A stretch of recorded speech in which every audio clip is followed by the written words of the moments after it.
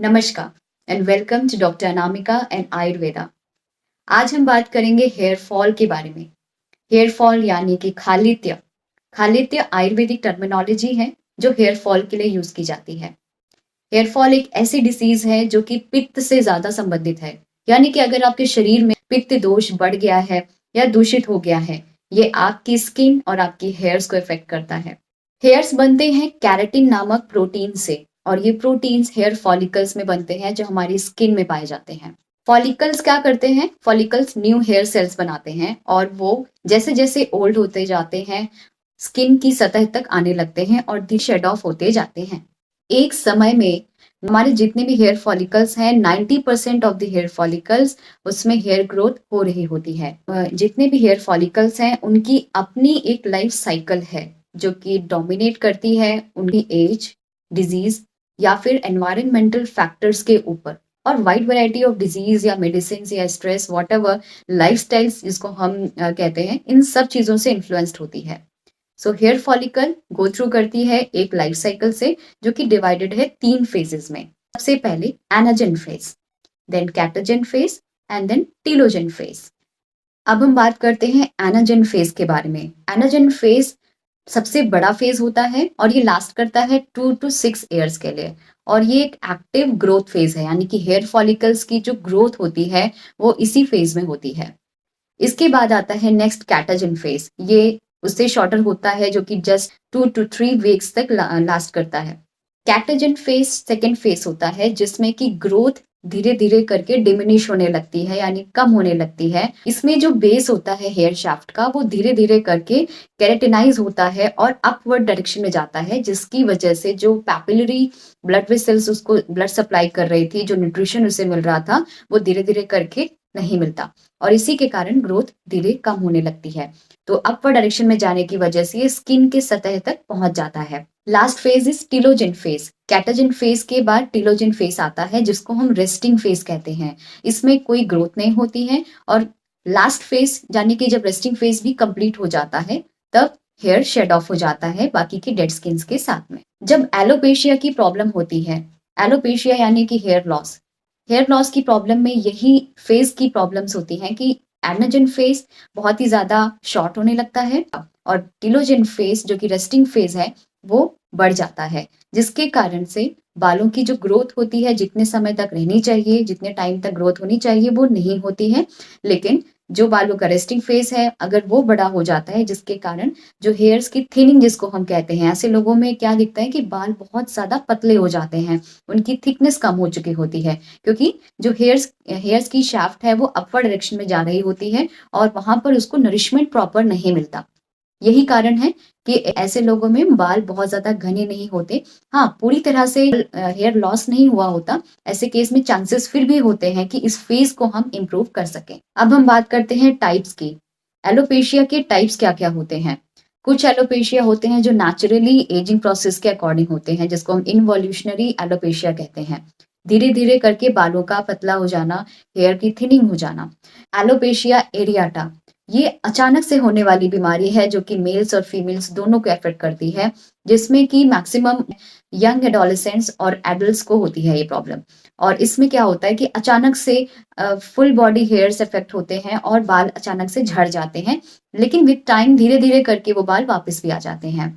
Next is androgenic alopecia. Androgenic alopecia related है hereditary alopecia से। ये मेल्स और फीमेल्स दोनों को अफेक्ट करता है। मेल्स में देखा जाता है कि अर्ली 20s में ही ये प्रॉब्लम स्टार्ट हो जाती है अगर उनके हेरिडिटरी फैक्टर्स पॉजिटिव हैं। 50 ईयर्स क्रॉस करते ही मैक्सिमम चांसेस होते हैं कि मेल्स को ये प्रॉब्लम हो जाती है।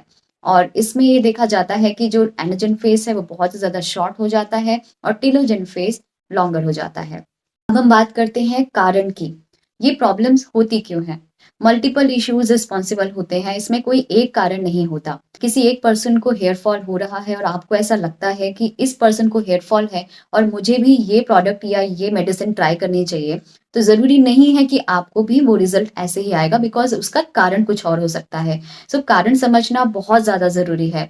कई बार ऐसा देखा जाता है कि हार्मोनल इम्बैलेंस की वजह से हेयर फॉल स्टार्ट हो जाता है। हार्मोनल इम्बैलेंस यानी कि एंड्रोजेनिक प्रॉब्लम। एंड्रोजेंस जो कि मेल्स एंड फीमेल्स में मेल हॉर्मोन्स की डिस्टर्बेंस की वजह से हो सकता है। स्ट्रेस इंड्यूस्ड यानी कि जब worries, anxieties, stress, mental pressures बहुत ज्यादा हो जाते हैं, ऐसे केसेस में भी हेयर फॉल की प्रॉब्लम्स होती हैं, बिकॉज इंटरनली हमारे हैप्पी हार्मोन्स को ऑब्वियसली कम कर देता है और ब्लड सर्कुलेशन को हैम्पर कर देता है।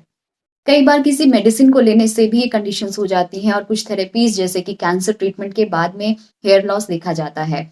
मेडिसिन जैसे कि ब्लड थिनर्स या ब्लड प्रेशर की मेडिसिन, अदरवाइज कुछ ऑटोइम्यून डिजीजेस भी हैं जो हेयर लॉस क्रिएट करती हैं। ऑटोइम्यून यानी कि जब आपके शरीर के ही इम्यूनिटी आपके अपने सेल्स को ही डैमेज कर देती है। कई बार मेडिकल कंडीशंस भी हेयर फॉल का कारण बन जाती है, जैसे कि diabetes, iron deficiency anaemia, IBS, hypothyroidism, eating disorders. ये कुछ ऐसी डिजीजेस हैं जिसकी वजह से हेयर फॉल, हेयर लॉस देखा जाता है। हमारा इन अप्रोप्रिएट डाइट यानी कि आपका जो खान पान है, अगर उसमें बहुत ही ज्यादा उष्ण प्रकृति का आप आहार लेते हैं, खट्टे और तीखे खाद्य पदार्थों का इस्तेमाल अगर आप करते हैं, तो भी आपके पित्त दोष को अप्रिशिएट करते हैं, इम्बैलेंस स्टेट में लेकर। हेयर फॉल की प्रॉब्लम बेसिकली पित्तज है, तो आप ये ध्यान रखिए कि आपकी जो डाइट है वो आपके कंट्रोल में है, बिकॉज कई बार मेडिकल डिजीजेस या कुछ ऐसे कंडीशंस हो जाती हैं जो आपके कंट्रोल में नहीं होता है। हमेशा हेयर्स के लिए आपको ये पता होना चाहिए कि आपके हेयर्स का टाइप क्या है, आपकी स्कैल्प किस टाइप की है।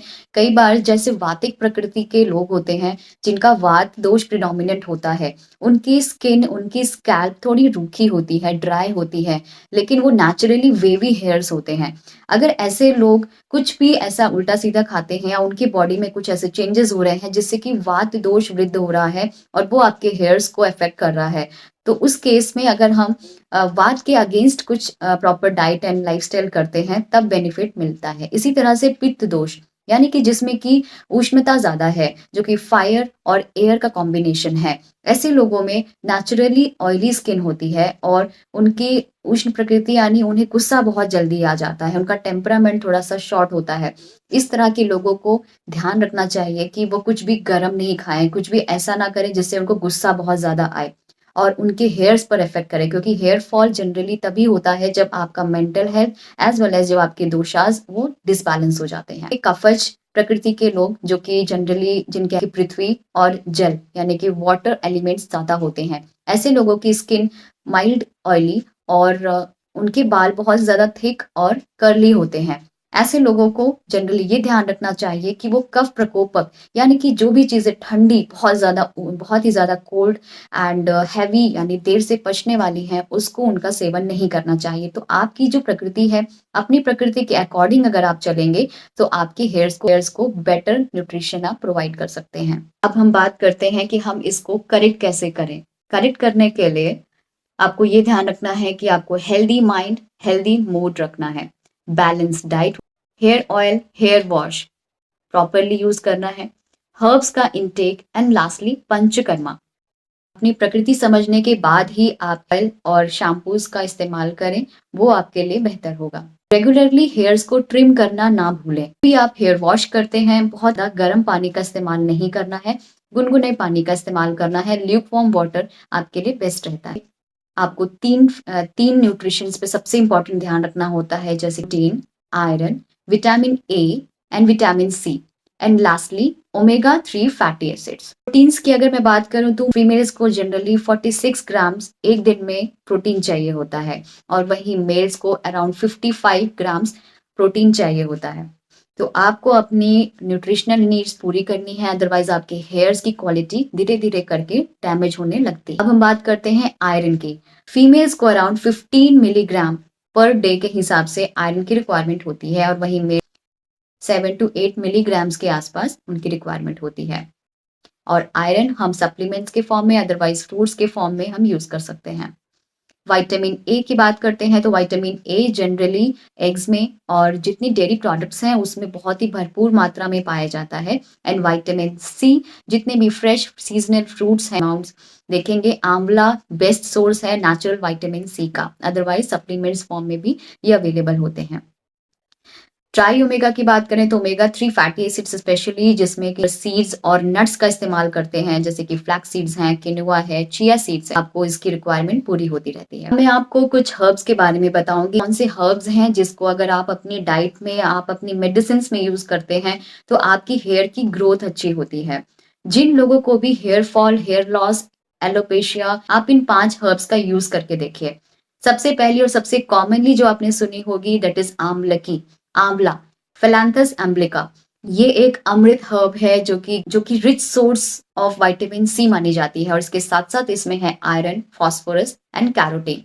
बेसिकली आंवलिकी का इस्तेमाल हम बालों के पोषण के लिए और स्किन के लिए करते हैं। इसके साथ ही साथ ये हमारे पाचन तंत्रों को बहुत ही तंदुरुस्त करती है। पाचन तंत्र अच्छा रहेगा, आम का पाचन होगा तो ब्लड साफ रहेगा, आपके शरीर को न्यूरिशमेंट मिलेगा और साथ के साथ हेयर्स पे भी शाइन आपको देखने को मिलेगी। तो इस तरह से इनडायरेक्टली आपके पूरे शरीर के लिए आंवला एक बेस्ट सोर्स है। नेक्स्ट हर्ब इज ब्राह्मी, यानी कि बेकोपा मोनेराई। के लिए ब्राह्मी से बेस्ट और कोई हर्ब नहीं मानी जाती, बिकॉज ये हमारी हेयर्स को कंडीशन करती है। ये physical as well as mental health के लिए भी बेस्ट मानी गई है। इसमें जो एल्कलॉइड्स हैं ये प्रोटीन शाफ्ट से बहुत ही आराम से जुड़ जाते हैं, जिसके कारण से हेयर बहुत ही ज्यादा मजबूत होते हैं। इनके बाल बहुत ही पतले हैं, थिन हैं, उन लोगों को बैकोपा मोनेराई का इस्तेमाल करना चाहिए। ब्राह्मी जनरली स्वरस के फॉर्म में यानी कि जूसेस के फॉर्म में ली जाती है, अदरवाइज ये टैबलेट फॉर्म में भी अवेलेबल है। इस ब्राह्मी ऑयल के मसाज करने से जनरली हेयर्स की जो कंडीशनिंग है वो बहुत ही अच्छी होती है। सो हम इसको हर दूसरे दिन यानी कि हर ऑल्टरनेट डे में हम इसको यूज कर सकते हैं। हर्ब है भृंगराज, यानी कि एग्लिप्टा प्रोस्टेटा। ये एक ऐसा हर्ब है, इसको हम इंटरनल यूज भी करते हैं और साथ के साथ हेयर्स को कंडीशन करने के लिए भी यूज करते हैं। ये भी रिच सोर्स है मैग्नीशियम, आयरन और विटामिन ई का, जो कि हेयर और स्किन के लिए बेस्ट है।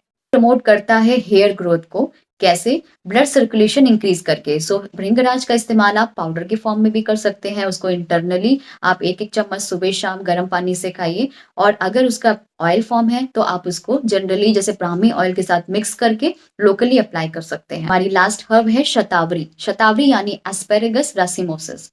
ये एस्पेरेगस फैमिली की हर्ब है जो कि एडेप्टोजेनिक भी, ये आपके mental as well as physical stress को कम करती है।